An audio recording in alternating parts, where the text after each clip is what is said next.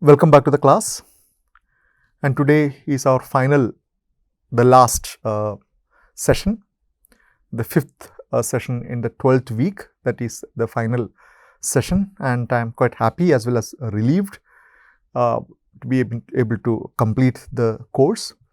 I hope you must have found it useful.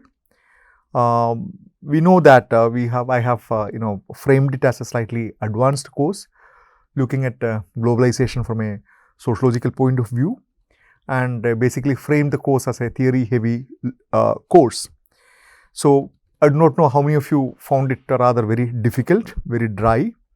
I do not know how many of you found it moderately easy, how many of you found it easy to cope up.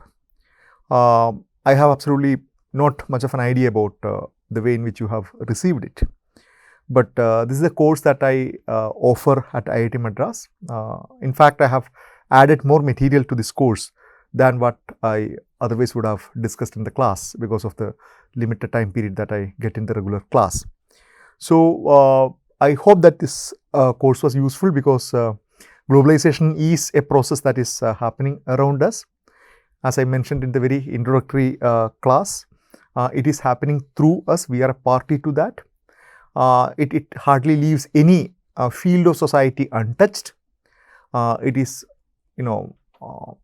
making significant changes in our understanding about who we are, and it is making significant transformations in the world around us, whether it's in the field of economy or polity or technology. So maybe one of the most remarkable shifts in the recent history. And as a discipline, sociology has been heavily invested in this particular phenomenon. Sociologists try to understand this particular phenomenon from various vantage points. And if I bring back take back your attention to some of the early lectures in the very first week, I repeatedly mentioned that there are hardly any consensus among sociologists regarding some of the fundamental questions about its epistemological and ontological basis, about the kind of a political position that one is required to adopt towards globalization. These are some of the vexed questions, very, very complicated questions. And I hope that you would have got some idea about these debates within globalization literature, and what are the ways in which sociological theories or scholars within sociology really have improved our understanding about this particular phenomenon, starting with discussions on culture, on speciality, on cosmopolitanism, on nation state, on anti-globalization movements. We touched upon a huge variety of issues, topics, scholars, themes, and arguments, and then counter arguments. For me, this course personally has been quite illuminating, quite insightful of the kind of literature that globalization brings up. So I believe that a researcher, an academic who is working on any of the contemporary forms of society, any of the forms of contemporary society, can be oblivious to the discussions and debates and theories about globalization. And this applies whether you are a sociologist, you are an economist, you are a political scientist, you are a culture study specialist, whatever be the field of your inquiry, whether you are a student or you are a master's student or a PhD student. These discussions and debates are extremely important because most of them are so fundamentally, brings into question some of the taken for assumptions of our methodological and theoretical premises. I hope you remember our discussions about methodological nationalism and methodological cosmopolitanism, and I hope that you really appreciate that these theoretical and methodological concerns are something extremely important when you try to make sense of a phenomenon that is happening around you. So globalization literature, as I mentioned in the initial classes, it has a fascinating set of theories to offer to make sense of the kind of a cultural transformations happening around us, the questions of subjectivities, the questions about cultural revivalism in many places, about identities, about cosmopolitan identity on the one side, and also the kind of a more communitarian parochial identities on the other side.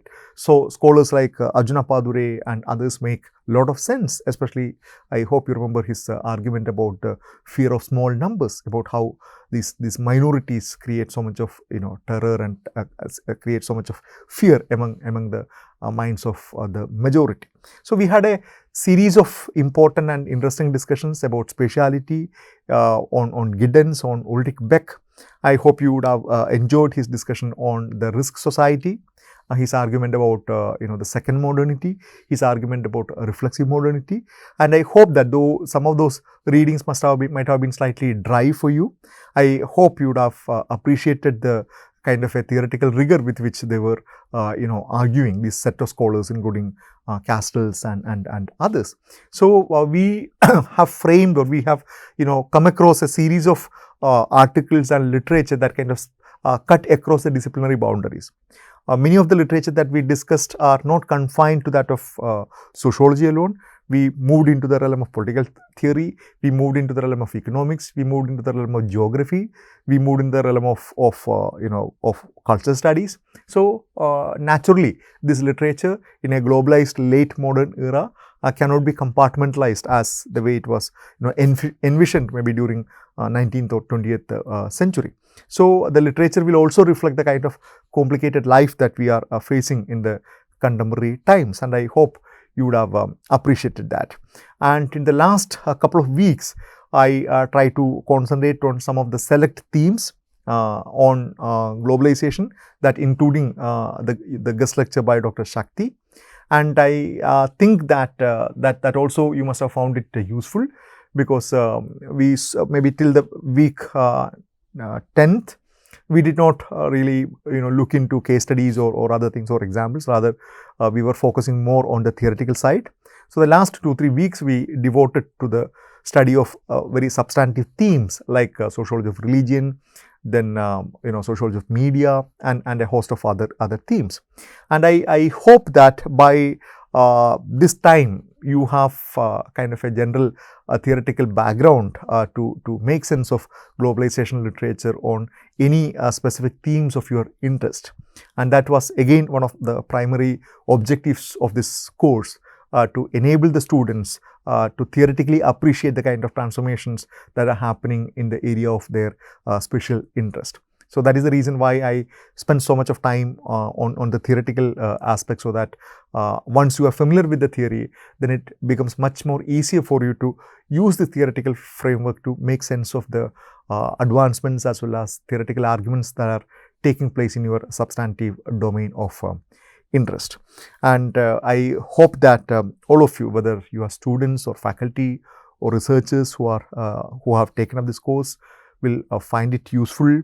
You will appreciate the kind of a complexity that we are encountering in our personal life, in our in our professional life, the way in which the world is kind of evolving in front of us, whether we will be able to direct in a better way, or as Giddens prophesied, that we are witnessing a kind of a runaway world where we stand helplessly. We have no idea what is their store in us in the future. So I'm concluding this session. I hope that you would have had a fruitful time attending this course, listening to the lectures, and I wish you all the best in all your future endeavors, in your academic endeavors, in your personal life. I wish you all the best, and thank you for taking up the course. Thank you.